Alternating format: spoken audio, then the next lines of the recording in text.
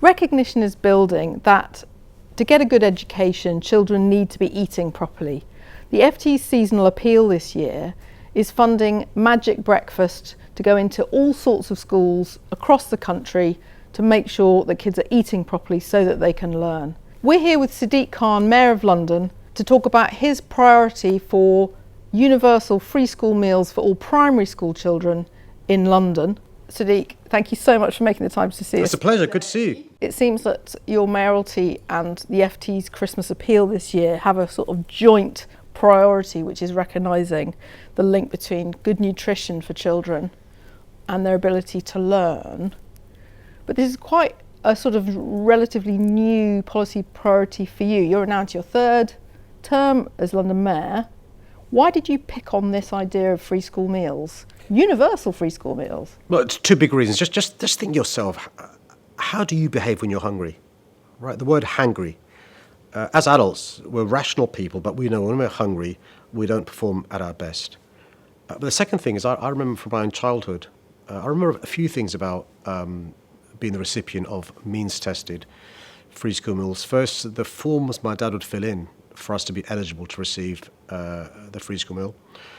Secondly, the relief in my parents' minds knowing that we'd be able to eat properly at school because we were the beneficiaries of the means-tested free school meal. But I also remember the embarrassment, the shame, the stigma.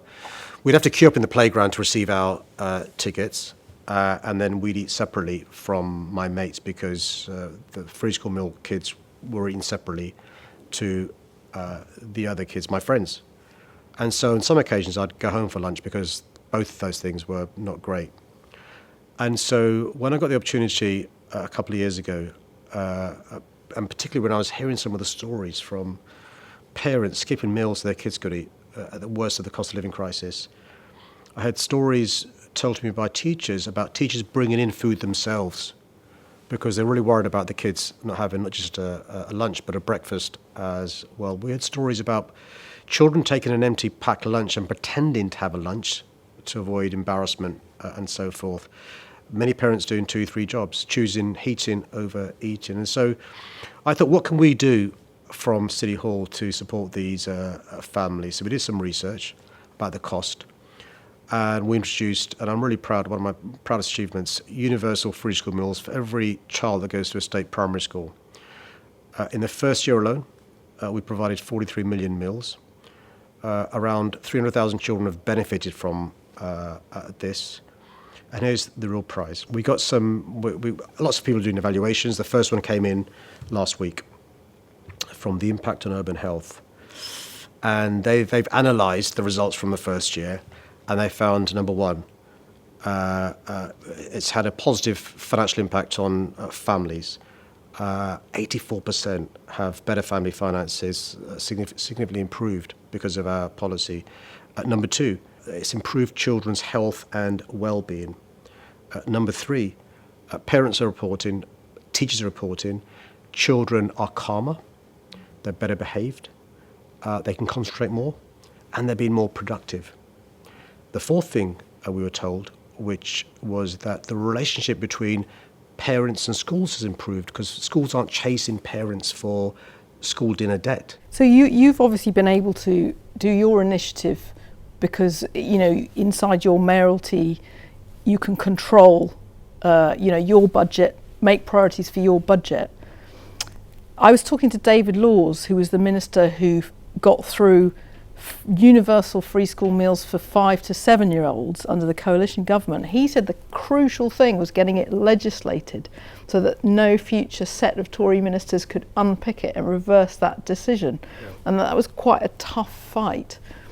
You've pledged that this will stay for the time that you're Mayor of London. Would you hope that other mayoralties would follow suit as well? And would you hope maybe that there was some way that you could find the equivalent of that way of legislating to lock this in as a priority? The downside of legislation is obviously it can be changed. And so there's nothing stopping a future government changing the provisions around reception in years 1 and 2. What you want is public opinion to also be on your side.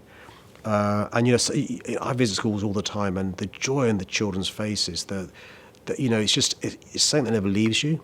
And I'd encourage anybody who's not seeing the benefits of, Magic Breakfast or the benefits of what's happening in primary schools to go and see for themselves the difference it's making. Children behaving better, children calmer, children concentrating more. And in London, primary schools and secondary schools as well. And presumably there's also that benefit for the whole class. Having a meal together is a life skill. Right? You must have, just think about the conversations you've had, the friendships that have, grown by having a meal with somebody. And the same applies to children. It's also basic stuff, which is children are learning how to use a knife and fork. Children are learning how to break bread together, eating with your mates, eating with other people. Often in schools, which is just wonderful, the teachers will eat with the children. Some children's parents work in the kitchen. And so a school is a community, but also you're spot on. It means that a child has not got a rumbling tummy either before lunch or after lunch. It means teachers aren't thinking about pastoral care more than they should in relation to bringing food in and stuff. But also it means, look, parents know that this place they're sending their kids for 8 hours is properly looking after them. So also London, as well as being a wealthy city for some, there's great inequality, but also we are home to the financial centre of Europe here, and yet in the same city we have people unable to sort of cope with the numerate literacy, the money sense that also helps with the cost of living crisis. So obviously part of the benefits of the FT's own charity is to try and these numeracy skills. So hopefully we'll have more Magic Breakfast provision in schools, in secondary as well as primary, but also these classes in how to budget, how to handle finances when money is tight. Is that also something that you've come across as mayor, this difficulty in actually getting through a tough pinch point on the family finances? Well, I'm really excited about the Financial Times campaign in relation to financial inclusion and literacy. I saw when I was an MP doing constituency work, the consequence of adults not understanding how to budget, about how interest rates work, what APR means, how to read a bank statement, often coming with carrier bag sort of paperwork. I'm not victim blaming. These are skills that are life skills if you know about them. Many of us are fortunate, our parents or our elder siblings will teach us this, but often actually our schools are a place that can be the safety net for those who, for a variety of reasons, haven't got elder siblings or parents to teach them basic things. Would you hope for more powers? Devolution is a key part of this government's agenda. What would you like them to give you as extra powers, and are some of those around education, skills, schools, ways to tackle deprivation in our city? What a government should be doing, and this government is committed to doing this, I'm pleased to say, is to devolve powers and resources all across the country, including Scotland and Wales. I want Greater Manchester for more powers and more resources, and Merseyside, and the west of Yorkshire, and the west of England, and London. I say this in a respectful way. London's comparator isn't the west of Yorkshire or Manchester, it's New York, Singapore, Hong Kong. We are the only global city in Europe. We haven't got the powers that other cities have. New York gets to spend 50%, 50% of money is raised in New York. Tokyo, 70%. We get to spend 7%. That's not right. And so we are speaking to the government in relation to what more powers and resources we can have. Sadiq, you're now into your third term as London Mayor. I mean, I don't want to say you should stop there. Would you want to carry on and on? Look, I think there's no limit, right? There's no constitutional limit. Yeah, I don't want to sound all Donald Trump, but there's no limit on being the mayor. But look, I think it's the height of vanity when you talk about how long you're going to go on for, legacies and stuff.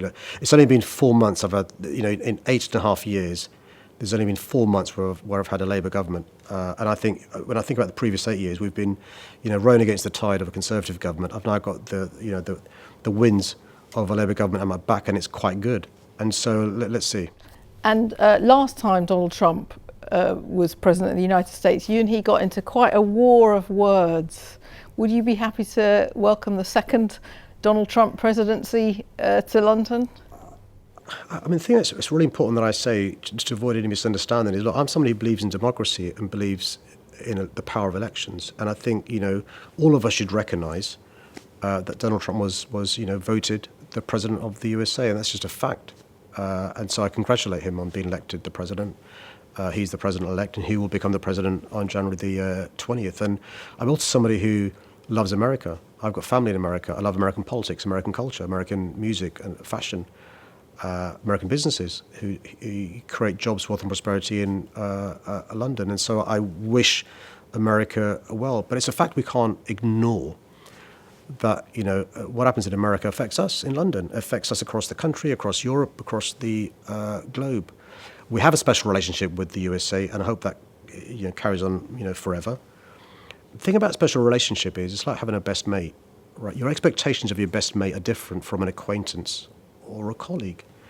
And the point I made the last time Donald Trump was president, I think Theresa May and Boris Johnson were so obsessed with being sycophantic, they were scared to say boo to a goose. They were scared to say, listen, mate, I'm not sure about that. And that's what I would expect a best mate to say to their friend. And, I'm hoping we've got great relations. We have great relations with President Trump. Keir Starmer and David Lammy worked incredibly hard in relation to being close to both the Republican candidate and the Democrat candidate before November the 5th.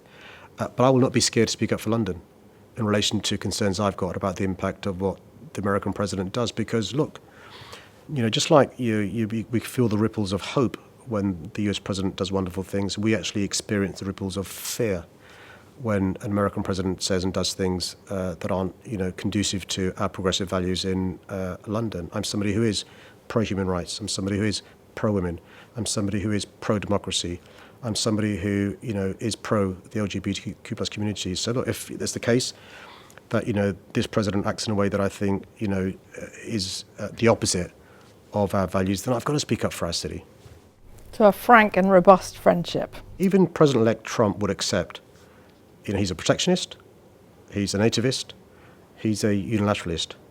That poses real challenges for us as a capital city, the major urban economy in Europe, and a big challenge for our country. I'm somebody who believes in the power of NATO, thinks it's really important to stand up to Putin.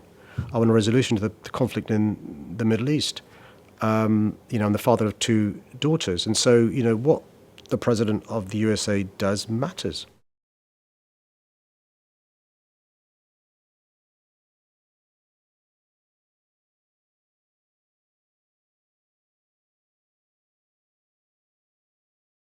Sadiq Khan, what's your favourite breakfast to set you up for the working day? Listen, I'm going to be really naughty. Almond croissant, you can't beat it. And what's your ideal brain food? A lunch on a tough working day to make sure you can absorb all the information and act on it in the right way. We're having this interview after lunch, and because I knew it's Miranda, I only had a soup because I need to be on my toes. I can't afford that high-carb snooze mid-afternoon when you're being interviewed by Miranda Green. What's the best question a child of school age has ever asked you during your time as Mayor of London? Oh, they're crackers. The thing with kids is you can't BS, right? Are you rich? How much do you earn? What did you want to be when you were little? What was your worst school pudding? Who's your favourite teacher? Pudding? That's a good question. Yeah, lumpy custard is the answer. By the way, it's not lumpy anymore. The quality of our lunches are fantastic. By the way, who's your sport? Who's your favourite footballer? Would you beat Donald Trump in a fight? And it goes on. And so they ask these great questions, and you know what? You sort of think, I've not thought about that before. What's the answer? And so, kids are great. They're so inquisitive, and that's a wonderful thing. Thank you.